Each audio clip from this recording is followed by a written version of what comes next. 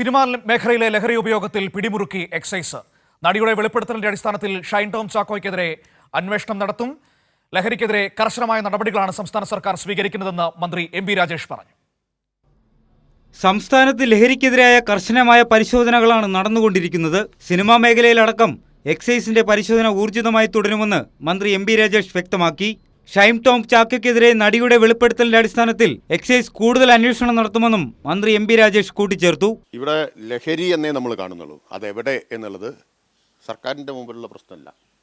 എവിടെയാണെങ്കിലും ലഹരി ഉപയോഗം നമുക്ക് അംഗീകരിക്കാനേ പറ്റുന്ന കാര്യമല്ല. അതിന് ഏതെങ്കിലും ഒരു പ്രത്യേക സ്ഥലത്തിന് പ്രത്യേക പരിഗണന, പവിത്രതയൊന്നുമില്ല. അപ്പോൾ ലഹരി സംബന്ധിച്ച് വിവരം കിട്ടിയാൽ എവിടെയാണെങ്കിലും പരിശോധനകൾ ഉണ്ടാവും. അതിൽ ആരെയും ഒഴിച്ചു നിർത്തില്ല. സംസ്ഥാനത്ത് മാർച്ച് മാസത്തിലടക്കം 14,000-ഓളം പരിശോധനകളാണ് ലഹരിയുമായി ബന്ധപ്പെട്ട് നടന്നത്. പരിശോധനകൾ വ്യാപകമായി നടക്കുന്നുണ്ടല്ലോ. ഇപ്പോൾ വിവരങ്ങളുടെ അടിസ്ഥാനത്തിൽ, സംശയത്തിൻ്റെ അടിസ്ഥാനത്തിലൊക്കെ പരിശോധനകൾ നടക്കുന്നുണ്ട്. ഇപ്പോൾ 1,17,000-ലധികം വാഹന പരിശോധന ഈ മാർച്ച് മാസത്തിൽ നടന്നു. 14,000 റെയ്ഡ് നടന്നു.